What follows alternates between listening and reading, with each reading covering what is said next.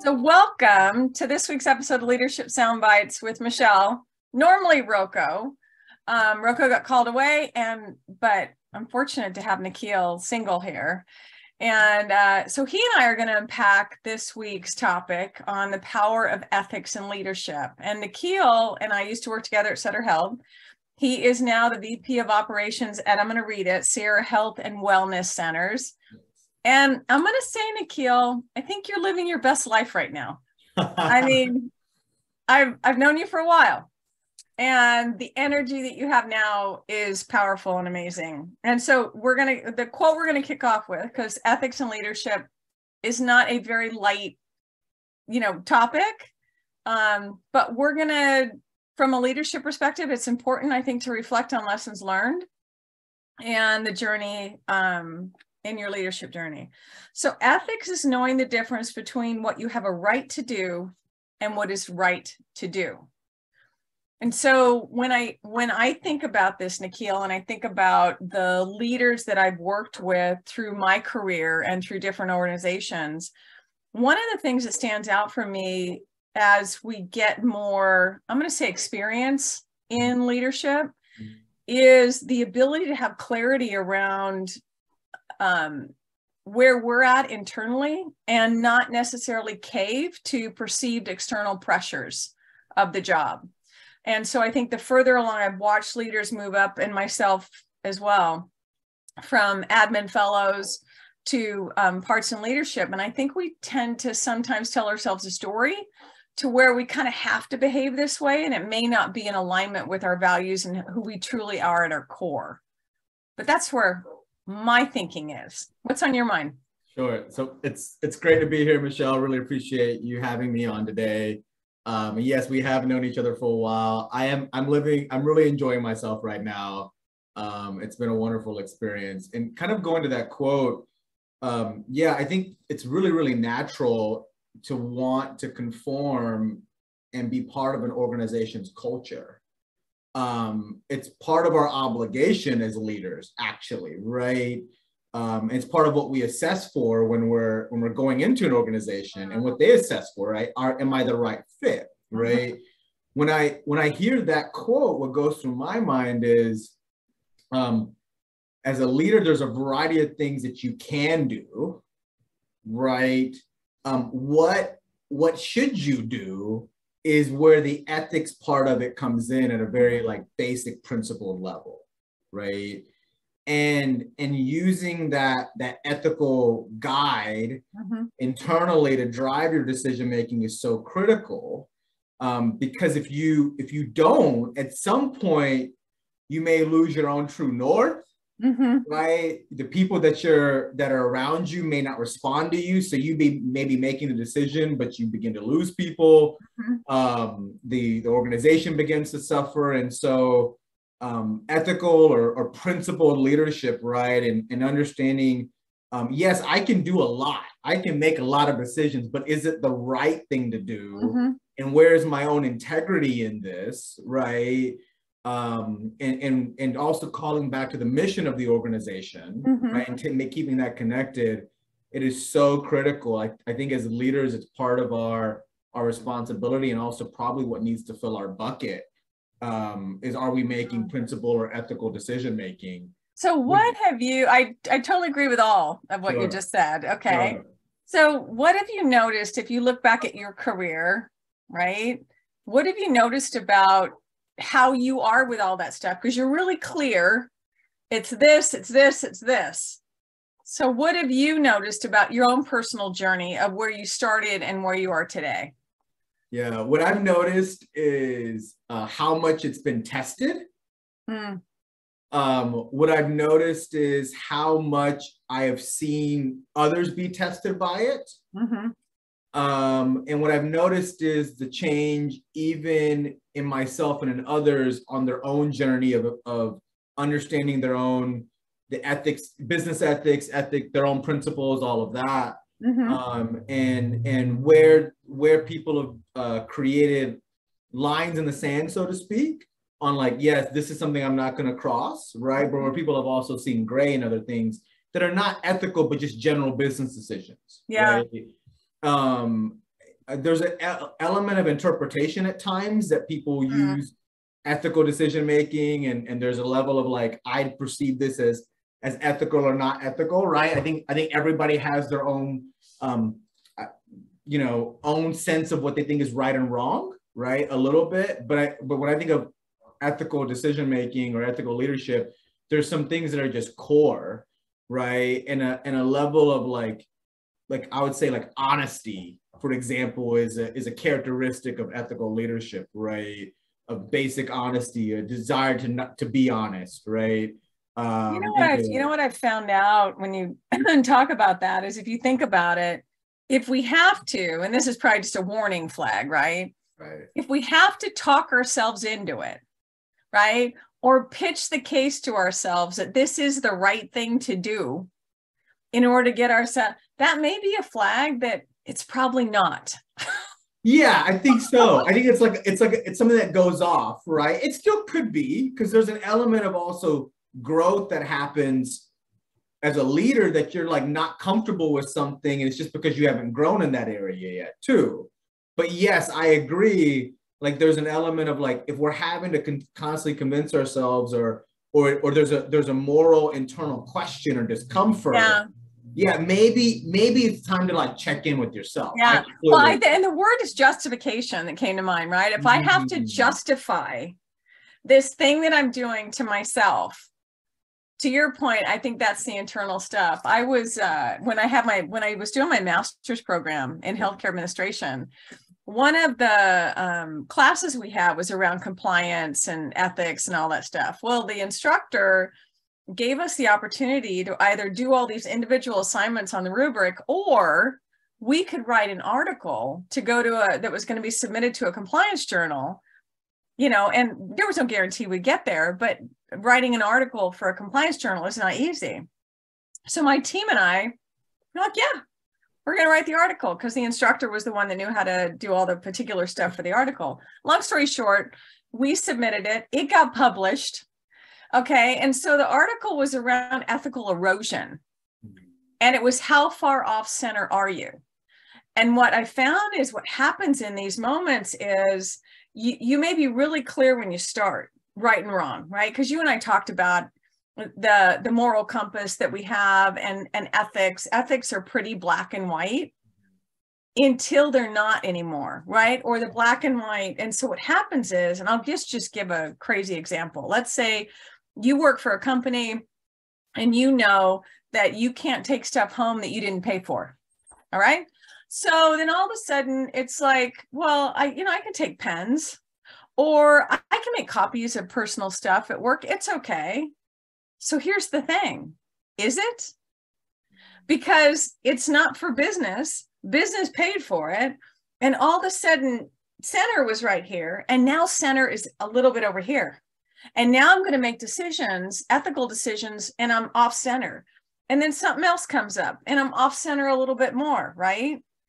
And so this kind of stuff is ethical erosion.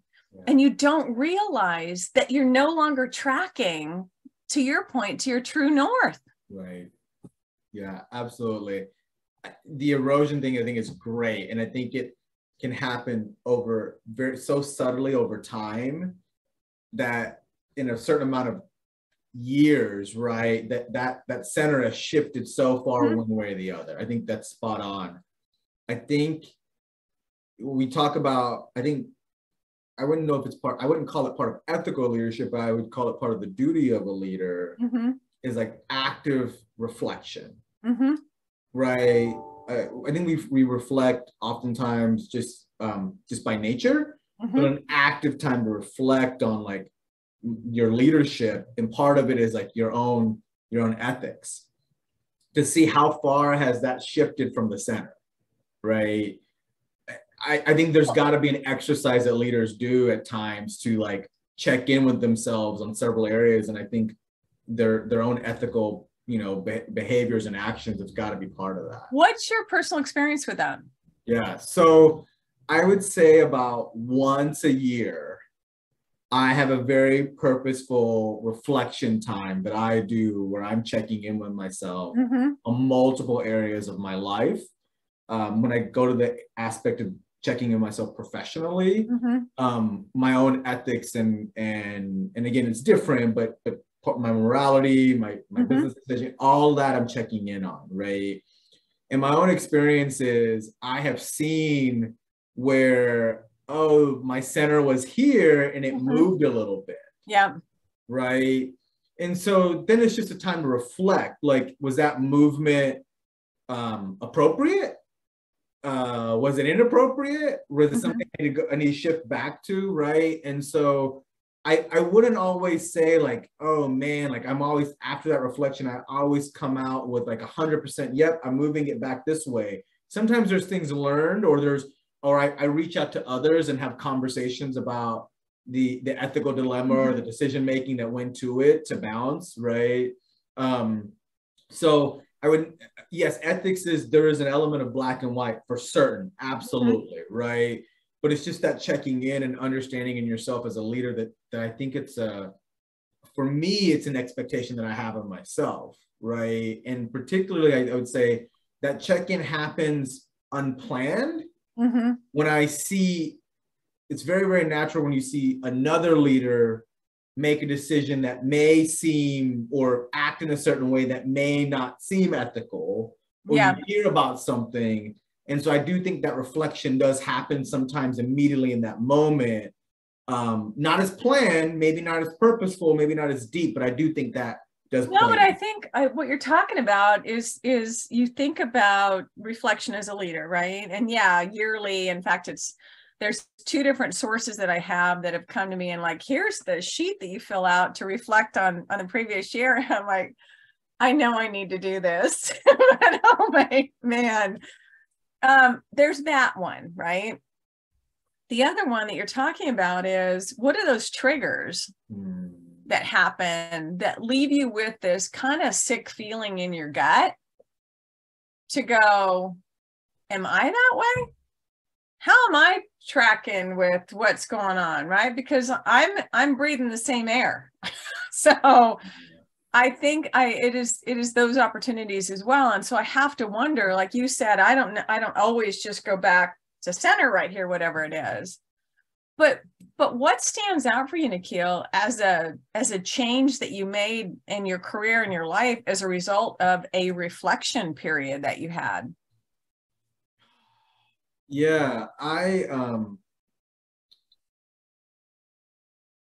don't know if I would say top of mind. I don't know if there's something ethical that I would say that comes to mind. I would say what probably has sometimes like I deviate and I'll come back to, but it's not ethical. It's probably just business, but it's part of my kind of 1 year check-in with myself. Right. And so one of the things I've reflected on and I've oscillated and kind of gone back to center, I would say, is like the importance of a good leader and reporting to a good leader, and a leader who is ethical and principled. And so I would say earlier in my career, I used to believe that. And then at one point I thought about, oh, you know what, that's important, but it's okay if you report to maybe a leader that's okay, as long as the opportunity is phenomenal. Yeah. Right. And so after a few years of reflection, I've realized like, well, that the opportunity may be phenomenal, but only for a certain period because of the leader, and you may not be connecting, right? Or there may be challenges. Yeah. And so like, I don't know if I would say that was an ethical thing that I had to shift back, but it was something that I think played into my professional growth and development, played into my professional decision-making, which does relate to my ethics, that I've realized like the importance of reporting to and working with a good leader, and particularly a principled leader, right? That whether you agree or disagree, or the decisions that are going to be made, regardless, you're not worried about that individual's ethics in the decision. Yeah. Right. No, and so what came to mind for me when you're talking is you've got very definite clarity around what you're willing and not willing to do for the career path that you've set for yourself.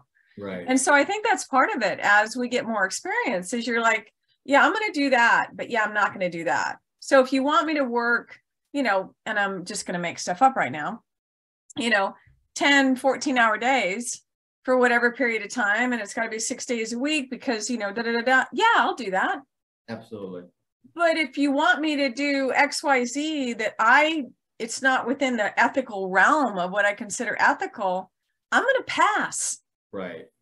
And so I think that kind of clarity is super important. And I think it's a more challenging thing to do if you're newer into your career. Absolutely. Because you don't know if the opportunities that are before you will exist again in the future. Yeah. Right.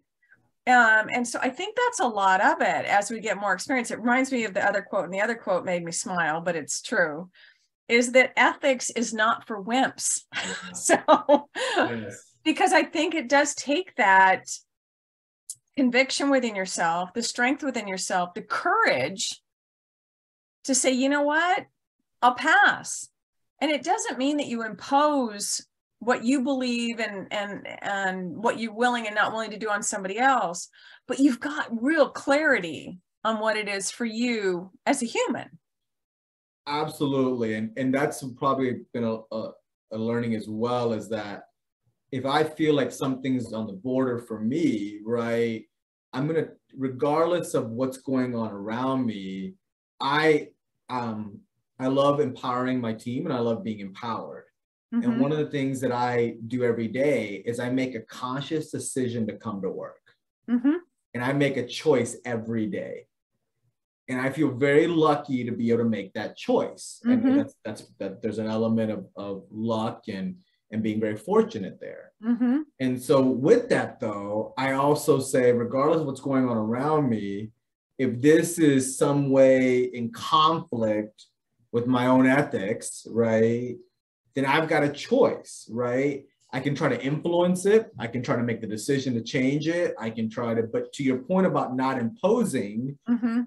You can absolutely speak up. You can, there's many ways, and the way you do it is really important too. It's not about being brash per se, mm-hmm. right? So the way you do is very important, right? It's going back to those cultural norms of how do you raise concerns. Mm-hmm. But ultimately, I have a decision to make at the mm-hmm. end of the day or the next day, right? And to your point, that clarity does allow me to make that decision. Mm-hmm.